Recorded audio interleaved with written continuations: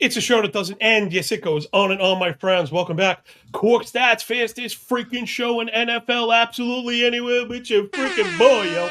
Big Johnny Stud up in the chair. Little special something, something, yo. Everybody needs somebody sometimes. A man who needs no introduction. I've been affectionately referring to him as the leader of the fantasy football intellectual dark web. We're going to do a little role reversal here and put my friend and yours, Mr. Peter Overzet of Peter Overzet fame. I mean, me promoting you, Pete, for fantasy football feels like a little bit like the lion and the mouse. But what do you got going on? My colleague from MB Fantasy Life, thank you so much for your time. It's like trying to get an accountant around, tax day. So thanks so much, man. Of course, man. Yeah, I have a little bit of time freeing up now that I'm done with the So You Think You Can Tout show. Going to focus August on exclusively fantasy football, best ball drafting, of course, writing the newsletter over at Fantasy Life and just being in the thick of it. So yeah, excited for this change of pace and excited to chop it up today. Man, I'm going to try not to spend too much time glazing you, but, again, part of my show, besides all the data and the weird dad jokes, is, promoting thinking and stuff like that, and also being your own person. I'm obviously very unique. I don't fit in every hole, you know what I mean? And not only, you were really a trendsetter and a pioneer of building your own brand. I talk to people all the time, the followers and listeners and stuff, how AI is coming after creators and the relationship between employees and employers can be broken. And you've kind of just destroyed that. You built your own thing. You're your own entity. You're ungovernable, right? You're unfireable. And then you even have the guts to go dude, I'm dead serious. All unique stuff. If anyone hasn't seen the So You Think You Can Tout stuff, Pete, not only are you a market mover, you're a damn kingmaker, broham. It was entertaining, but you brought regular people into the fore, and now they have like jobs in fantasy football. So that's pretty awesome. You want to give us 30 seconds on kind of cutting your own path?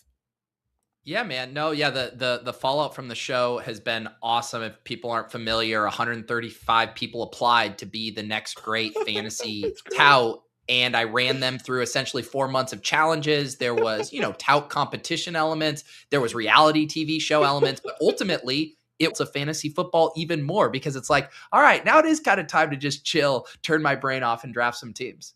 It's funny. You just pretty much encompassed everything I've been saying about you when you're not around. I talk about you behind your back. It's all good, but I do talk about you because you have a gravitational pull, right? Not only for an audience, but also for creators. I think you bring out the best of a lot of people. But now to that point, I did call you a market mover, and I meant it. Now that can work against you. We're going to get into that in a little bit, how I go through it with baseball, right? I have an opinion. People will listen and follow. Man, it's a sure way to give away your edge. So let's give away some more of your edge today, Pete, as if they haven't done that already. We're going to talk best ball really because it's still really in the thick of things. Before I put on my redraft hat, I'm going to have Matty Modique in the chair. He's more of a redraft high stakes guy. We'll do that on Monday. But for Pete, I think the first thing, right, similar to the body, right, the bone's got to be good. So I wanted to talk foundation. People often ask first question about roster construction limits. Would you talk to us about that? I'm going to just not bury the lead. Dude, I'm a massive boomer. I've gotten burned every time I try and get roster position. I'm dead serious.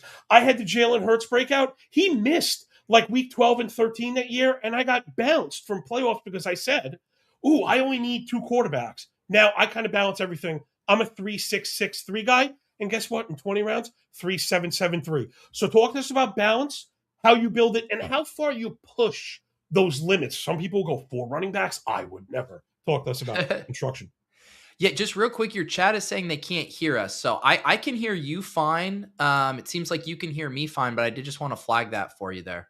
Well, that absolutely sucks, and I have no idea why that would be happening. Live TV is a bitch sometimes. I hear you perfectly. I'm coming through on my end. Yeah. Crapola. And I literally launched the live stream earlier today with all the same, settings and all that shit. Says, John, we can't hear you. That's so weird. I can hear you completely. Pete, so this is just supremely disappointing. I feel like a total jerk off, and maybe I should just kill this. You want to try reboot it? I'm good if you want to try reboot one up. I mean, can someone in the chat confirm? Can you still not hear? Yeah, it says can't hear you. Oh, I actually thought maybe my Chrome tab was muted. Sometimes that's like a yeah. No, I'm not. I'm unmuted. Oh wait, they say all good now. All right, All there right. you go. So maybe it was just that person. Maybe that person had their volume all the way down. Again, it's all. I tested everything beforehand. Anyway, live chats could be a BH. So yeah, I'll talk to about positional limits again. If anyone didn't hear, I'm very balanced. 3-6-6-3 in 18s, 3-7-7-3 in 20 rounds. Again, I'm just going to try and make the best of all the balance because I worry about injuries. Pete, construction. Yeah, I would say this year more than any other year, I've been way more fluid with my structures. And, I draft with Pat Carrain a lot on Best Ball Breakfast, a defending Best Ball Mania champ. And, he has these sims that he uses over at Legendary Upside. And I've learned a lot from them. And like one of the main takeaways has been don't make a suboptimal pick just for structure reasons. And I think a lot of times you get to that point in the draft where it's like, oh man, I need a wide receiver. I'm a little light here on wide receiver. But if there's no good wide receiver picks in that range, I don't want to be forcing it. And so what that has done has led to these builds where I really compound a specific strength, even if it means I'm going to appear weaker, because I think this pursuit for balance can actually backfire if you're making really bad picks. And we know these pockets of the draft board, right? Like after pick 130, once like Chris Rodriguez and Tyrone Tracy come off the board, like there's a huge running back cliff there. Just because I need a running back, I'm not going to like pull up Isaiah Pacheco to pick 135. I'm going to be patient. I'm going to solidify other positions. So I guess to summarize it, I would say, I'm typically within that same framework. I like 3-5-7-3s. That's probably generally where I gravitate to. But I've done some 4 tight end teams. I've done some hyper fragile 3 or 4 running back teams, where I have 8 or 9 wide receivers. Like I'm willing to push the bounds. I just did a 2-7-7-2-0 RB team with Ben Gretsch. So I'm flexible. Yeah, I think, funny, I can already see the outline going out the window already. And part of me wonders if it has to do with the volume. You got to remember, for regular people, Pete, I do a ton of drafts. You did 200 hand drafts already? That's insane. I'm like, that's 10% of what some of the real volume players are getting at. So in baseball, we have a legendary Hall of Famer. His name is Casey Shaw, and he was just known for zeroing out players. I forget if it was Jacob or Ben saying it on your stream that they were like, yeah, a third of my players. I think it might have been Ben. I forget, it was one of them. I didn't have the video on. I was listening. And one of them was saying, yeah, they just zero out people. That's how I approach it. Now, to the balance thing, Yeah. I think, okay, so I totally agree. That strategy can be dangerous. I feel like I worked that out in the beginning because I just need more information for the player pool, and I'm going to take what it gives me to build the best balance. Now, I agree, right? The running backs do disappear. So I've said to myself, all right, I'm part of the sheep, Pete. I'm prioritizing running backs like crazy. I think you need, I don't think I've ever said this before. I legit think you need one running back in the top 36. For me, and I would pass to you, is who would, in that kind of bubble of thinking, right? Boomer, hero RB type stuff. Who's the first RB1 you'd go with? For me, Brees Hall, I feel very comfortable in the third. Jeremiah Love in the third, I really like. I start to get iffy right after it. Do you really love teams that start with Achan or I don't know any of those guys? I don't really like Javonta. I don't like anybody. I don't like anybody. So I get an RB in the top 36. Do you think there's hope for people in this zero RB world right now?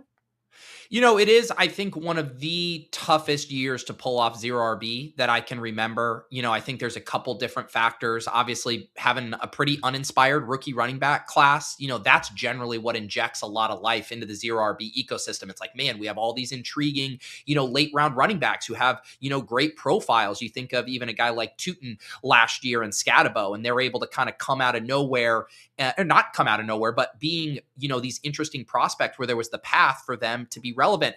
This year, that's harder to come by. And so you are wanting to get your running backs more early. I will say this. I do think as we head deeper into August, we're going to start to get clarity. Like we're starting to get a little drumbeat that, hey, Emmett Johnson is going to have the inside track to be the Chiefs RB2. Once we get clarity on some of these RB2s, maybe it's, there's an injury and Devon Claiborne now becomes more relevant, or Katron Allen is surging up the depth chart. I don't know who it's going to be right now, but when these come into focus, now we can start to do zero RB more reliably. But I guess to answer your first question, I am willing to push it a little bit more. Like, I don't mind getting 3 high-end wide receivers and then starting my team with like David Montgomery and, who would it be? Tootin or DeAndre Swift in round 4 or 5. Like, I'm willing to kind of play around with it. But I hear you. Like, if you are heading out of round 5 and you don't have a running back yet, it's going to be really, really tough to pull off. I mean, the team I did with Gretsch yesterday, where we did an extreme 0 RB team,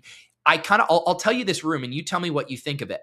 So we did get Montgomery, we get Rico Dowdle, and we get Dobbins. So it's like, these guys are going to touch the ball. They're going to touch the ball. And then we wait deep and we get Marshawn Lloyd, Jaden Blue, Emmett Johnson, and Sean Tucker. So it's like, give me some guys who have touches and then give me 4 really intriguing contingent backup RBs who could smash if things break right.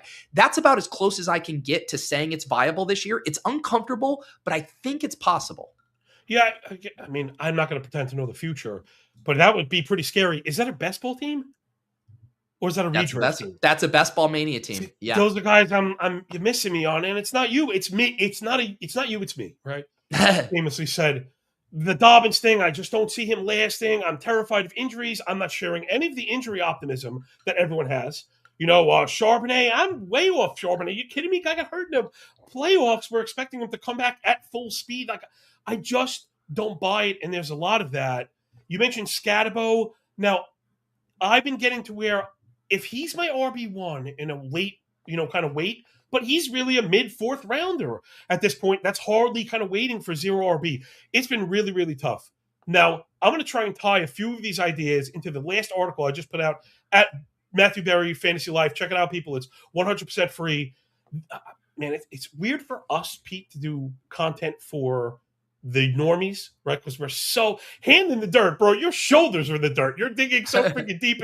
You're chin deep, right? You're touching grass with your chin at this point. But we do have to kind of take it back to the beginning. And I get a lot of questions about construction.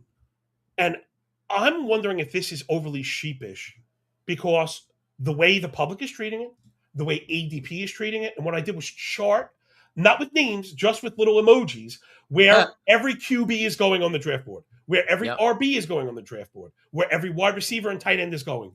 And there is a case to be made that they all interlock perfectly, which is scary whenever you think you could really see clarity on the battlefield. Meaning, running backs, way up early, okay, start running back.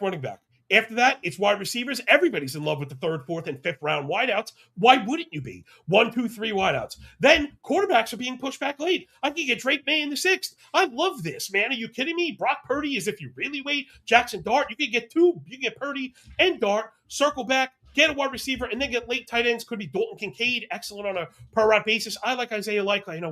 When Pat Kerrane, who is like my internet crush, said that he was the worst pick on the board, my heart almost came out of my anus, Pete. But the point being, there is a way that without me overthinking it and kind of leaning into the trend as our friend, wisdom of the crowd, where this just fits perfectly anywhere on the board. And now, at the back end of the board in particular, I'm getting Genty and Walker. I go, you could go Waddle, and now like Devonta Smith is even falling all the way back to the end of the 3rd because of the stupid hamstring thing. There's a lot of guys back there. Any of the Jaguars wide receivers, and that's if you get Loveland, then you could push back to Parker Washington. Can it be this easy? The answer's probably no. Well, that's what's kind of fun about best ball in general, right? Where I do think when you do a lot of drafts, you start to feel kind of the optimal build. I feel that too, where it's like I get 2 to 3 running backs early. I grab, a wide receiver or 2 in the first couple of rounds, and then boom, that elite quarterback you mentioned is there. The Drake May, the Jaden Daniels, fill out some running back wide receivers, do 3 late tight ends and get those stacks and bada bing, bada boom. That probably is optimal. The question becomes, if you're doing one draft, you probably want to be close to optimal. If you're doing 150 drafts, if you're doing hundreds of drafts, you want to start to get into different pockets of the draft board, different kind of builds, make sure that you have, you don't want to just be blind to a specific structure because one is slightly better than the other. It's like if you built, DraftKings lineups, for DFS in season where it's like one might project for slightly more points, but that doesn't mean you want to put that lineup in over and over again. Sometimes you're willing to sacrifice points to get on a more unique construction, a different build. And so that's kind of what I think about. But I'm with you. There are some comfy structures this year that do feel optimal. Yeah, of course. You having such a good lay of the land, bringing up my main concern with that strategy, which is overlap.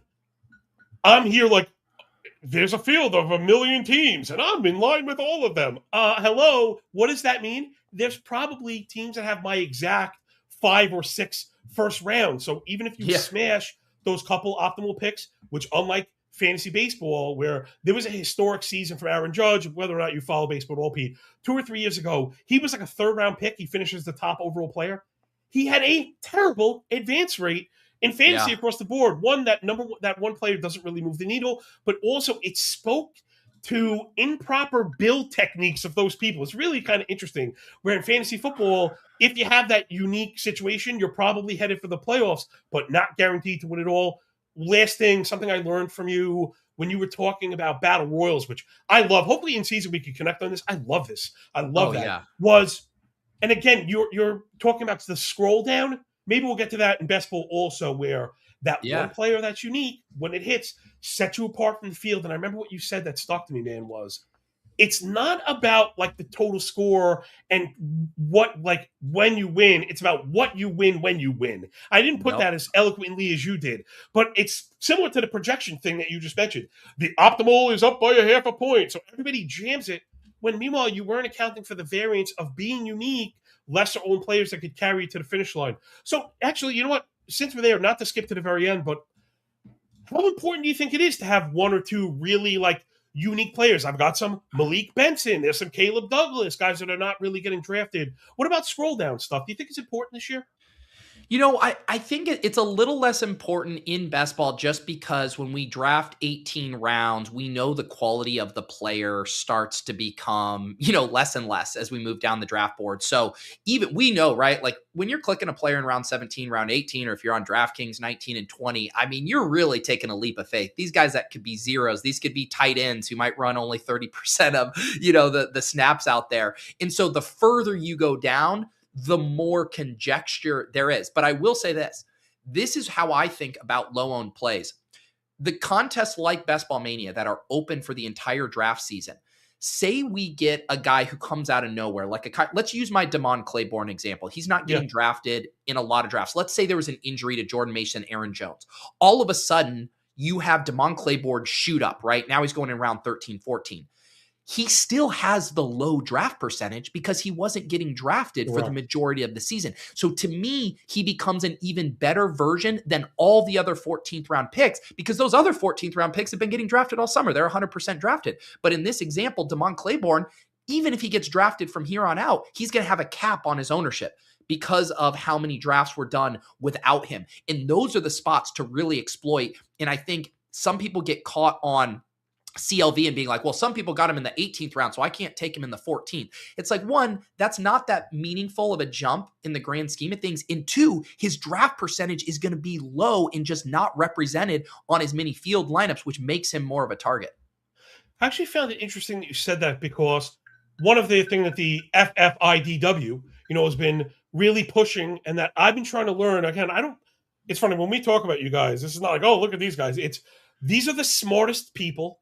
Again, Pete, you're like fucking Nick Fury over here, building like, it's a very unique kind of like band of characters. They're not all like me, super outgoing and willing to kind of, go pull their ass out at any moment.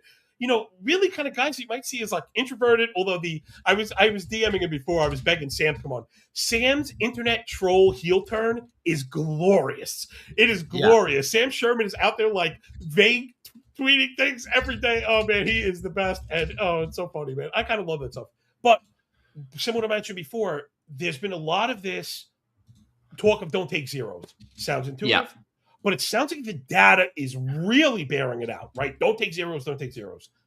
I'm not like saying this proudly, but yeah, I take zeros because I think that's that's like the inevitable consequence of drafting running backs high. Something you also say all the time. You have to draft as if you're correct. You can't take Genty and Walker to start your drafts and then start hammering a fifth and sixth running back. You can't. You've got to think about like the triple beam balance. So I feel like part of prioritizing, or maybe even over prioritizing running backs, means I'm grabbing these guys that could be stone cold zeros.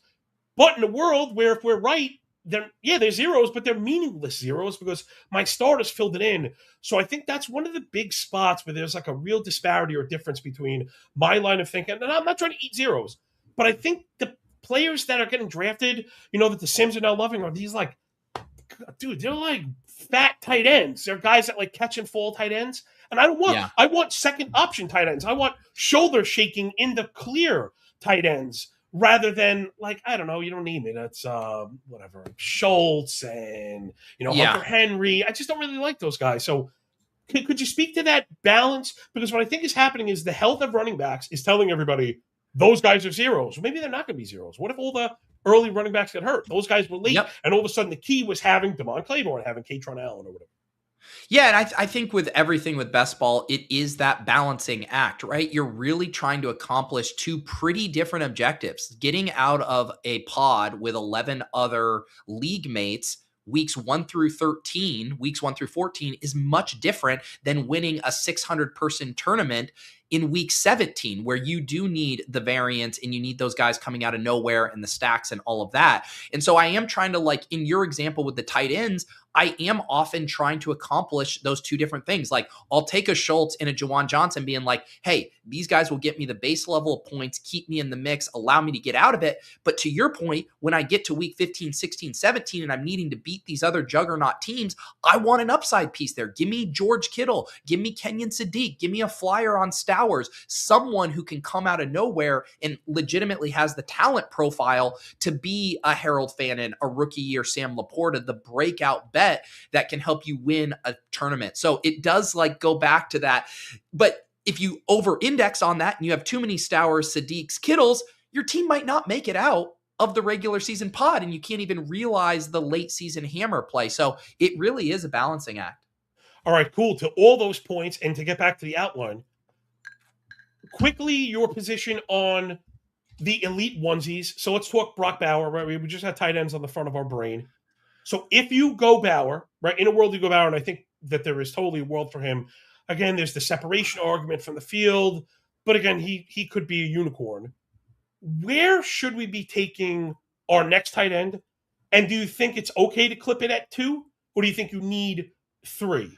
Right, so you got Bowers in the mid-second. Yep. You're heavy on tight ends. You're expecting the world from him. I don't think you could have one tight end. How do you complete the Brock Bowers tight end plan is the question. Yeah, and this goes back to, I think old me would have been like, yeah, I'm doing one more and I'm probably doing it late after, pick 120, 130 and I'm shutting it down. I'm a little more flexible now where if I'm in round 17 or 18, and let's say I did Bowers and I still love Kittle, so I take him as my tight end 2, and then I'm there in round 18 and I have Malik Willis and all of a sudden Greg Dulcich is still sitting there and I think he's a better pick than the available wide receivers. I'm like, I'm not taking a flyer on Elijah Sarad. I'm not taking Tyquan Thornton. I think Dulcich is going to project for the most points here. And guess what? I have Malik Willis. I'm already betting on this offense. That's a spot where I'm like, yeah, I'm going to take Dulcich as my third tight end. And the benefit of that in the Bowers example is the whole point of taking Bowers is that he's essentially a wide receiver 1 in tight end clothing. He can hit my flex spot, and then I can use Kittle in that late round tight end essentially as my true tight end. And so that's kind of the thesis there. If you're taking Bowers that early, he should be hitting your flex spot a good amount of the time if he's going to pay off that draft cost. And in that regard, I'm willing to take a second or third later in the draft. Okay, I love this. This leads into something I hadn't mentioned to you, but now I can't help but get on it because I think it could be one of the answers that people don't think about. And it's in the case where you have an elite tight end, don't be afraid to double down. Now, it might not be McBride, but it might be a late 4th Loveland, who, if we get continuation of the usage from last year, is another wide receiver 1 type player in the new meta, something you often talk about. I wrote about this for Fantasy Life also. Just trying to think downrange. We know the zone has become more prevalent, the dreaded too high shell. That, of course, forces offensive efficiency, which defenses invite. It's very hard to construct a 15-play drive, even if you're Patrick Mahomes. It can be very difficult. However, one of the things that benefit from a PPR lens in particular are those massive short plays where you could rack up. And all these teams now with all the multiple two tight end sets, which I also wrote about, with 3 wide receiver rates, which is crazy. The second wide receiver, the tight end, the pass catching one, is off the ball. So, like, your Loveland is not really a tight end. I like that wide receiver in tight end's clothing because he's legitimately not even on the ball. He's not even acting as a tight end. It's just a positional name. What do you think about the Warrens and the Lovelands being better than those wide receivers you mentioned when we're starting to get off of it, do you think maybe like the second tight end is going to fill a lot of flex spots this year? I think that's something I've been sniffing around that is not very popular. There aren't a lot of Bowers and Loveland or like Loveland and Warren. Or do you think I'm over-investing in tight ends? No, I do think if you are doing that, I think there's only a few guys, here's how I think about it. I'm like, who are the tight ends that we could realistically be drafting in round 1 or round 2 next year? And to me, there's only a couple of them, right? It's probably Colston Loveland. Could easily see him as a round 2 pick next year. Maybe Tyler Warren. I could see him as like a late round 2, early round 3 if that thesis really plays out. But for the most part, like I like guys like Laporta and Pitts. I think there's value on them. I like Fannin. Maybe they get a much better quarterback situation and he's, a 4th or 5th round pick. But if I am trying to play that elite tight end thesis out, I want it to be 2 guys that I think can essentially be top 24 picks next year. And so, yeah, it gets a little tricky because you have so many things you're trying to accomplish in a draft. But I've done some Bowers, Loveland. I've done some Trey McBride, Tyler Warren, and you get those 2 guys and you say, one of them's going to be hitting my flex. One of them's going to be scoring like an elite tight end. And the real thesis to me of the tight end in these large field tournaments is you're saying, can I get the guy who separates from the field? And it's a lot easier to predict the tight end spikes from the elite tight end guys. You get a dynamic like last year in week 15 that I think really plays this out. Kyle Pitts goes nuclear. He scores like 38 points. Every single Kyle Pitts team basically has a free pass from week 15 to week 16 just because he separated so much. But hold your horses. Here comes Trey McBride. He scores 28, 29 points. He closes that Pitts gap, and a lot of McBride teams were able to actually move on past Pitts because they had some other pieces that they got right. And so to me, that's the thesis of the tight ends of searching for spike weeks. It's the one position where they can distance themselves and essentially be a had-to-have piece. The most likely to do that are those 3 to 4 guys at the top we've been discussing. Love that. Just to put a bow on tight ends and we'll move forward, I want to talk some nebulous backfields. You only have a few minutes left, man. We jammed 5 pounds of shit into the 2-pound box, man. I love it, Pete. You and I are totally simpatico. And it's in the events that I go Bowers and Loveland, then I am kind of breaking my very strict boomer positional limit rule, and I'm capping it at 2 because then I have to defer to drafting as if I'm right, and I need those guys to stay healthy because you really need the other wide receiver. But I think their volatility, wide receiver volatility, something that Harmon talks about a lot, that again, you've picked up a lot in season, telling people to understand and relax on these guys. Hey, should I drop, Zay Flowers? He had a couple bad weeks. By the way, I think we're locked in on him. I have Zay Flowers as a 1st-round pick next year. I think he could be a top 5 overall wide receiver. I laugh in the face of the non-touchdown stuff. He averages almost a half of an end zone target over the last 3 years with Lamar Jackson on the center. That's the thing. I think you really have to split all of Zay Flowers' thing on-off stuff for Jackson. Anyway, let's talk some of those nebulous backfields. Now, you mentioned one right off the bat earlier on, and it's the Chiefs. Man, I love me Ken Walker. Again, Karain, I love you, bro. He is like my guy. He's a lot hotter on Mahomes than I am for fantasy. I worry about the play volume, passing, and I worry about the running. I think Mahomes will always run efficiently and effectively, Pete, right? So that's always going to boost his EPA per dropback because he's going to run for first downs. But I don't think you're getting these like long TDs from him. I think the Chiefs have shown the ability to reinvent themselves over the years, to go from the explosive deep shot Tariq to the kind of grinding team, to a team that can freaking Kareem Hunt the ball. Man, I just feel like they've telegraphed this Walker move. He's going to be the engine of the offense. He's had injury concerns in the past. I'm not going to look past it, but we can't predict him. You mentioned the name Emmett Johnson. He falls into the bucket of 7th round, right? He's a 6th or 7th round. He's a last day pick. Chiefs, I have made the mistake on, you name it. I've done Brashard Smith. I've done Carson Steele. I've done all of these guys, Pete. I've been trying to gal brain that it's actually Imari DeMarcado, who has NFL experience. Last year, he had a ridiculous 7 YPA. But 39% success rate. And then one of the numbers I like to look at the most, he had only a 13.5% negative or fewer yards, right? Like dead stop runs, let's call them.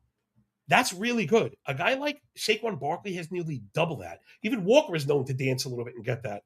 I think if you're going to get it done, this was also a Kareem Hunt thing. We were talking about that last year, how being vanilla doesn't matter in the system if you can get the 3 yards when they need it. Could it be DeMarcado is really going undrafted? He's been one of my scroll down guys.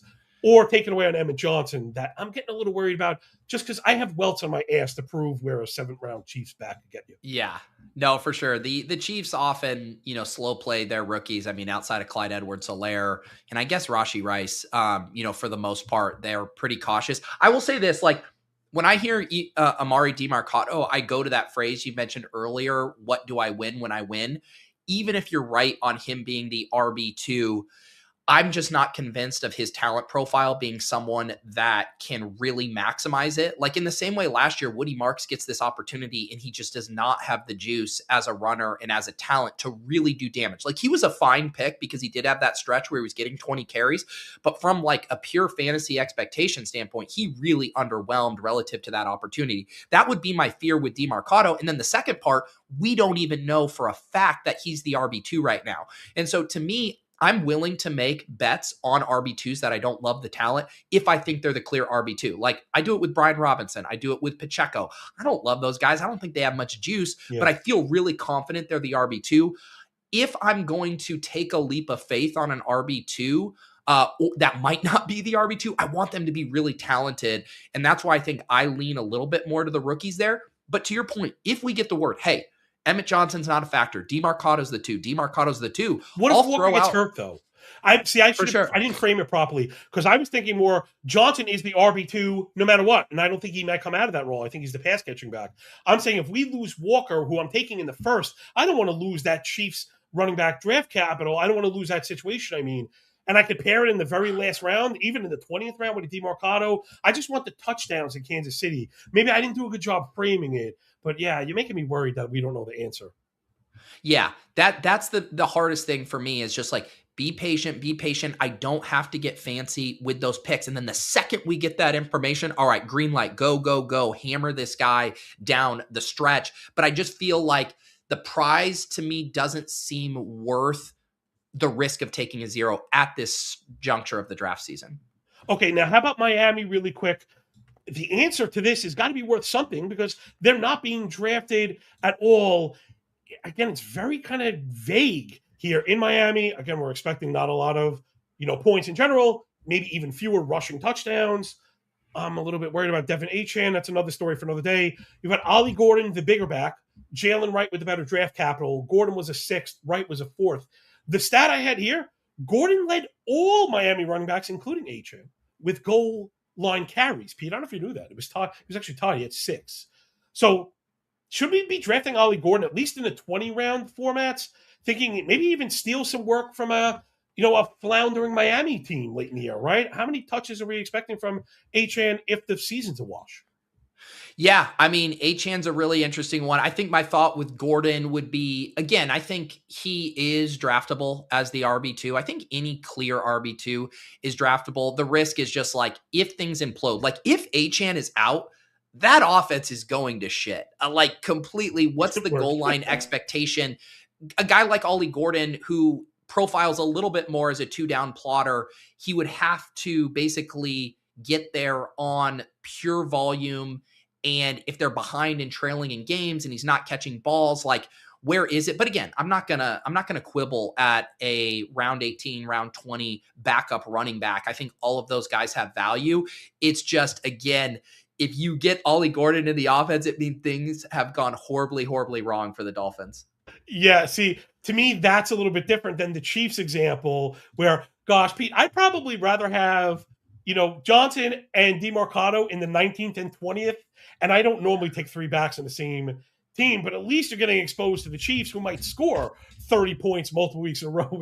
We'd be lucky if the Dolphins string together 30 points some months. And I hate to be like that because I really like the Willis-Dulcich combo that you kind of mentioned before. I think it's one of the sweeter late stacks, especially if you took like a Josh Allen. I think Willis makes a really nice compliment. Maybe you catch a couple of those spike weeks in a bottle. Same for Dulcich. All right, you have just a couple minutes, so I want to fast forward to the very, very end. The question that everyone is burning to know, by everyone I mean myself, because I can be kind of selfish, but I figure if I want to know it, maybe other people do too.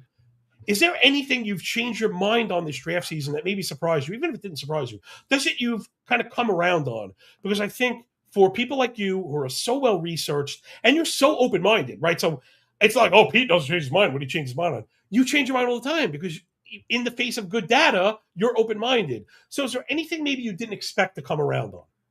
It kind of is that thing we talked about at the top of just being willing to have these really kind of more extreme structural builds where it's like, I used to be like, man, if I don't have 3 or 4 wide receivers through 7 rounds, this team is dead. And now I'll have teams where I only have 2 wide receivers through 110 picks. And it's just being patient, being like, all right, but now I'm going to hit this pocket of the draft board where there's Diggs and there's Debo and there's Rashid Shaheed and Jalen Coker and these guys that I think it's a pretty flat tier. And so I'm just going to be patient. I'm not going to reach and grab a guy if I think the strength in that pocket of the draft board is quarterback, running back, or tight end. And so I think just being a little bit more at peace with being uncomfortable throughout the draft and not constantly working to balance my team in real time has been like the biggest shift I've made of it's going to be okay. Recognize where the pockets of value are on the draft board and don't be afraid to sit out on a position for multiple rounds, even if it's a position of need, because you just want to be taking the best players possible at each round. Man, I love that. That's a lesson I could take myself. I can be too rigid. In betting, sometimes I won't go under this number. I won't go over that number. You can't do that. These are EV calculations and shouldn't be so rigid. Pete, it's your time to go. Just wrap it up with you. I'm going to stay on after you go, so just tell people where they can find you again. Lion in the Mouse, me promoting you. It was just stupid. No. I appreciate it, man. I'm glad we were able to do this. Yeah, you might get some baseball heads over to you now. Yeah.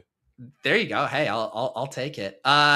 The main spots obviously over at the Fantasy Life newsletter. I'm writing that newsletter 5 times a week. I'm also doing 3 shows over there with Kendall Valenzuela on the Fantasy Life YouTube channel. And then my YouTube channel, of course, all those best ball streams, doing them on Monday and Wednesday now, really ramping that up. And then, I would say go check out So You Think You Can Tout. If you missed it, one of the things that's awesome about it is it's completely evergreen. There's a playlist with all 9 episodes. You can start from the beginning. It's extremely well edited. If I say so myself, extremely well produced. I think it's a really fun watch. So even if you missed it, maybe saw some spoilers, I think you'll still enjoy watching this progression from the initial auditions all the way down to finding these really, really talented people who now are going to launch their careers in the fantasy space. Yeah, that was really cool. Pete, you get out of here. I'm going to hang on. I told you I was going to respect your time because I know what it's like to be this busy, man. Thank you so much for your time.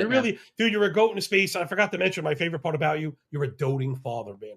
And there are many of us. Again, we got bad, bettors and DFS guys. We have a bad rep that we're either like these, weird losers or total solo guys. And you're like a truly outward going, loving dad. I've always been that way. And I think that's another reason why people like us so much. So thanks so much, Petey. Appreciate your time. All right, man. Peace. Everyone follow Pete on YouTube and Twitter. I'm going to hang around for just another minute. Sorry about the audio stuff to start. Let me just see if I could kind of recap what we were talking about. If you missed the beginning, we were just pumping Pete and his brand, of course. We wanted to talk positional limits. I tend to be a little bit rigid in my approach. I don't like to get too creative because I've had guys get injured. And, it just happens. What if you were running even the Josh Allen season, and you only had one other quarterback? Allen misses a game or has his flop when your backup is either hurt or on a bye. Now you're taking a 0 to push you, I don't want to say 1-0 is going to push you out of contention, but it's played really close. I've been in these leagues. You're really, really close at the end. It's amazing in fantasy sports how entire seasons can come down to such little, small differences, right? So you don't want to take any zeros, which again is something that I know I'm up against it. Something else I mentioned in drafting these kind of backup running backs. But what else can you do? Now, when I first started, this is to Pete's point about being more open-minded, allowing this stuff to come to you. I've been okay with doing the early running backs and the 7th round guys, right? 7th round draft picks, in the 18th, 19th, 20th round. But, right? But, that big shaking. I spared Pete the sound effects, you know what I'm saying? But I was sitting on this one, you know what I mean? I was sitting on the fucking Tecmo Bowl. But I think the right answer, even when you, I don't want to what's hyper prioritize, but even when you really prioritize the 2 guys up top, you need a 3rd guy that could be a flex play.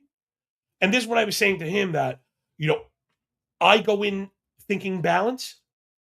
But because we have so much time to figure it out and so many repetitions, again, I may not be several thousand drafter, but I have several hundred drafts. So my opinions are changing, and my portfolio was kind of reflecting my thought process. I feel much better looking back when when it comes to the first two rounds. Genty, Walker, Chase. I'll take A-Chain if I have to.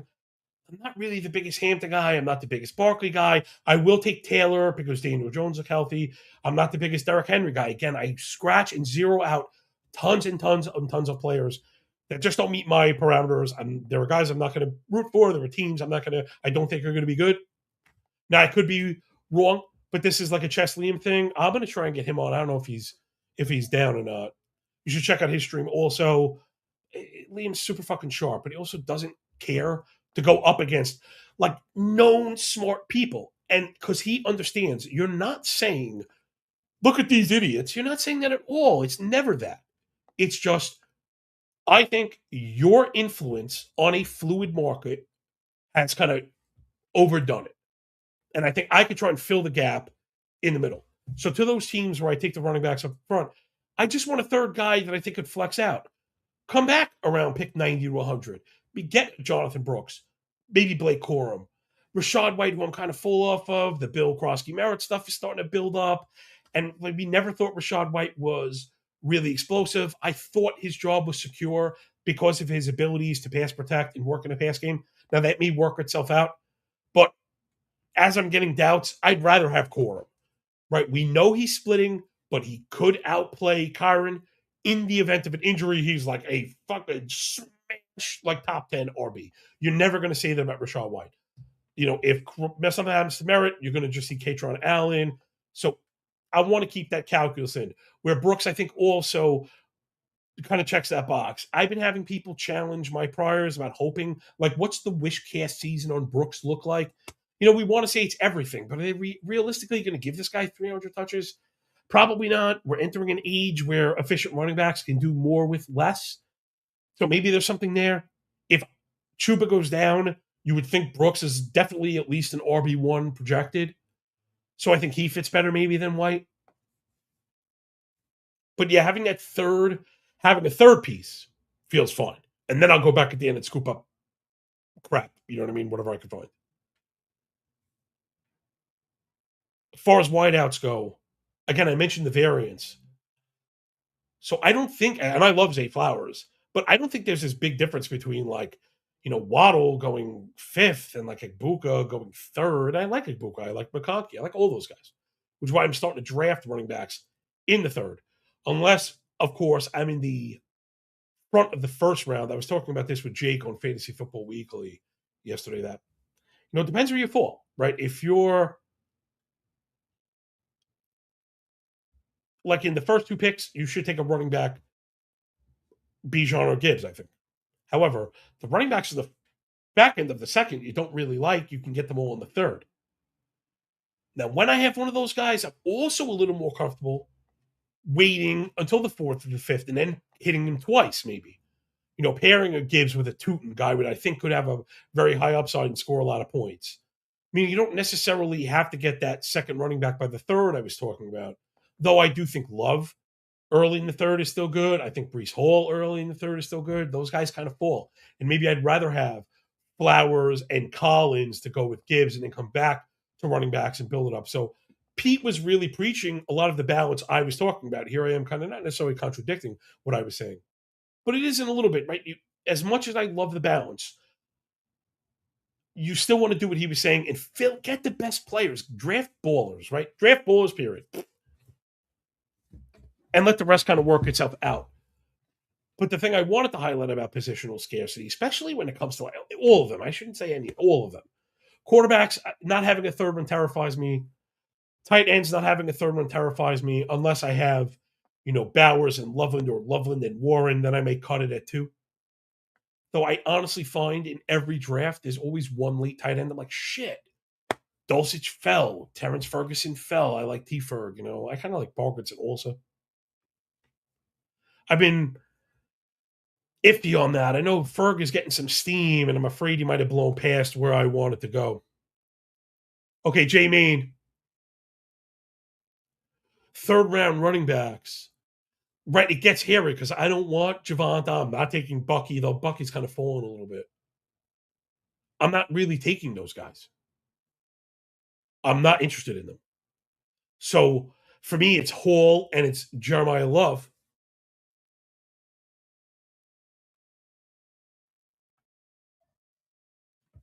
See, look, I have my underdog ranks up on the screen. And here, let me get around there and you'll see what I'm talking about. That entire spot is populated with wide receivers. All of it. That whole section is populated with wide receivers because I don't like Etienne, who's not Achan, but Travis. I don't like Kyron. I'm off there because I like Corum. Then I need to be getting, I don't like Javonte. I got to be getting Scatterbo and Montgomery later in the fourth. So I'm really out in the third outside of Hall and Love, which is then how you see how you get like, this plan that I'm talking about. I didn't mean to be like, it seems so easy, but it really has looked so clear. Yo, Sam, 100%, dude. 1,000,000%. I actually thought Pete might bring that up. I thought Pete might mention when I said, how do you handle the Bauer situation? I forget who said it. Now, it's not something I've done specifically, but it is something I've been pushing strategically, which is in the Bowers case, right, where you take Bowers. Bowers 1, Meyer 20th. I've taken Meyer as my third tight end in a million spots because, okay, here, let's me do the quarterback thing. So the way that I was mentioning, right, quarterbacks are going later, so you can wait. In season-long tournaments, I want 2. Redraft, you just need 1. Redraft, I'm going to wait till the back end and get like Dart or Purdy at the end of the QB1s. Opposed to in best ball, I want somebody in the midpoint. I want May in the 5th, but if not, you want Lawrence or you want Herbert, one of those guys, to go with Purdy, Dart, Love. Yeah, me too, Sam. I'm all over that. And this is where I was going, dude, is now once I've taken 2 quarterbacks in the top 12 with like 2 picks between the 5th and the 8th or the 6th and the 9th or whatever, that you can only take yours at the back end. Pick 175, you're getting Fernando Mendoza. Hopefully gives you a shot of life by the end of the year. The target tree and distribution is really solid. Why can't the Raiders be a dope stack? I think Kubiak with rational coaching. They have Miller back on the line. They signed fucking Linderbaum as a center. We know Jets fans know how important a center is. Between Mawai and Mangold, excuse me. I spared you a monster right there. The Raiders just might be below average. And it's funny. It's like, why are you pumping a team that you are hoping could be below average? Because if they're below average, they're way ahead of expectations. And there's a world, Sam, where the Raiders lean into the meta of extra tight ends, pushing Bowers off the ball because they don't really have a great wide receiver room. I do like Tucker. I do like Naylor. I think they're both going to get a full complement of stats. Who's third? Maybe Besh, maybe Benson. I think Mayer, right? And again, this all feels very realistic to me. We're not, Mayer is the best player in the field. He's just got to be their fourth best. Sorry, I had trouble. I have that many fingers. I should have had that one. Their fourth best pass catcher. Do you think Michael Mayer is the Raiders' fourth best pass catcher? I do. I have him above Bash. I have him above Malik Benson, who Benson, by the way, is getting some camp hype. I think he's an interesting 20th rounder, especially in a world where you went Mendoza. And if you're going that route and you're going to get Benson, he's a 20th rounder because no one takes him. You can to get Mayer on the 19th, so you won't miss on him. And Mendoza at 175, which is like the 15th or whatever, 16th, whatever the fuck it is. To me, what if that is the secret winning stack? A first overall pick with a finalist for fucking college tight end of the year, a guy that we know also has contingency value if Bowers were to go down again, would probably project as even if you don't, I would probably call him a tight end 1, but I definitely call him a front end tight end 2. I think he's a top 15 tight end easily, right? Where does Mayer project if Bowers is done? Probably top 15 at the position because all you got to do is fall in the fucking end zone to get there. So yeah, I like the way you think it, Sam. I'm with you. I'm always kind of thinking downrange, trying to build from the back forward. Wide receivers I'm finding are becoming really tough. So let's talk about a couple maybe those names before we get out of here.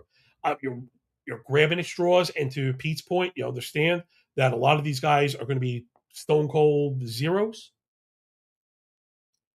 And unfortunately, they're like either getting hurt or moving on. Like I was drafting Christian Kirk as a Purdy pair. You can't draft him right now. He had the calf injury, and he's old, may suck. People were drafting, including myself, Surratt on the Ravens. Man, you're not really hearing the boost about him. The boost is coming from Lane, and they've even talked up Bateman. So both of those guys were going after Surratt. Now Surratt's fallen to the back. I'll take Lane, but you know what happens every time a guy gets talked up, he jumps from the 20th to the 17th, which is a little too rich for me. I've been trying to solve the Dolphins question like everybody else. Bell got hurt. People like Caleb Douglas. There's been some talk about Jalen Tolbert. Whoa, blast in the past from the Cowboys. Talk about Tyquan Thornton, though he's part of the dark web portfolio. But I think there's something there, especially Worthy with the banged up shoulder. People are drafting Cyrus Allen, rookie who's getting some love out of camp. I like him also. But it's got to be 19th or later. You don't want to be overpaying for these guys. Some people are pumping Burks, right? Traylon Burks. That may have gone the way of the dodo, though. Now that they brought in Stefan Diggs. Not that they're overlapped as far as positions go, but just targets in general. I think Chikakonko takes a pretty big hit, though he fits the bill of players me and Pete both like. John, I need stars. You're talking about fleas. All right, what do you want to hear about? Again, I don't draft a lot of players. Quarterbacks, I already named them. It's May, it's Herbert, it's Lawrence, Lamar if he gets to the fifth. Later Purdy and Dart. I like some love because I like Packers. Running backs, I already named them. I don't draft a lot of guys. I don't draft a lot of different players. I don't. I mentioned this first and second round guys, of course, Bijan and Gibbs. I'm taking Walker and Genty. I'm taking Chase Brown, maybe a little bit of Hampton and some Achane. But don't love those guys either. Because I was high on Walker and Brown to start, they've been the answer first and second round. You can get them. After that, I like Tootin as a fill-in, Hall and Love in the third. Again, Tootin a little bit later, Scatabo back and forth. After that, it gets kind of shitty. Do you like Algier week 1 DFS? Now, he's going to be a little bit hairy. Getting Algier is going to be hairy, though people have not liked this. You know what I like for Algier? His touchdowns. Like his weekly touchdown prop, and I like his over touchdown futures because everyone is high on Love. Algier already proven he was able to take, TD equity away from the best player on earth, Bijan Robinson, or second best player on the planet. He's not going to do that to a first round rookie. Yes, he is. Yes, he is. So I like Algier touchdowns and even the touchdown prop bet more than I like DFS just because it might be a little bit hairy when and how it happens. Jameen, how would you approach the 7th in a 10-man wide receiver? Oh, 7th pick overall, wide receiver, running back. So in these spots, with the league shrunk down, I think wide receivers almost become plentiful. Unless it's like a 5 wide receiver thing, I think you probably would have put that if it was. Prioritize running backs. 7, I'm taking Taylor. I'm taking Genty. I'm probably taking Genty over Taylor. I know that it's not popular right now. I have them like essentially tied. Again, if Jones is healthy, we saw what he means to that offense when Taylor was like the most important player in fantasy by a fucking order of magnitude. Right now, the reports on Jones are awesome. And I think we're not like, oh, Jones is healthy, we're going to bet on him to run. We can bet on Taylor to run. So I'm taking a running back in the first for sure. And I'm coming back with Ken Walker, especially like I'm expecting the home leagues, Walker to fall, Chase Brown to fall. Start running back. Genty, I know, Genty over Taylor, I'm torn. I think I like Genty. I think that's where the total breakout is. But we've seen Taylor, right? We've seen Taylor, and he's the guy. So I don't know. Maybe that's me zooming a little bit. Maybe I need to be more boomer over zoomer. And again, maybe Genty falls, right? Not as popular. He was a second rounder, and Sharps pushed him up. Home leagues, he might be a second rounder. So maybe you go JT, right? Because that's something I find in home leagues. Every time I try to like galaxy brain, I know so much about ADP. Guys end up falling. I'm like, shit. But what are you not going to be upset about? You're not going to be upset about running back prices later on. Maybe with that third one, right? Maybe Bashal Tootin. So I wouldn't grab a third early running back, but I'm starting RB in home leagues, like for sure. Again, outside of the scenario where if you have the one or the two, where you don't need to take one in the second, you can wait in the third. But I think you want to shore up running back more than anything. And then I'm not saying abandon it. Come back with a strong third. Jonathan Brooks. If you wait too long for Tootin, maybe Scatterbo falls. But yeah. And then, do you like Cam Ward week 1?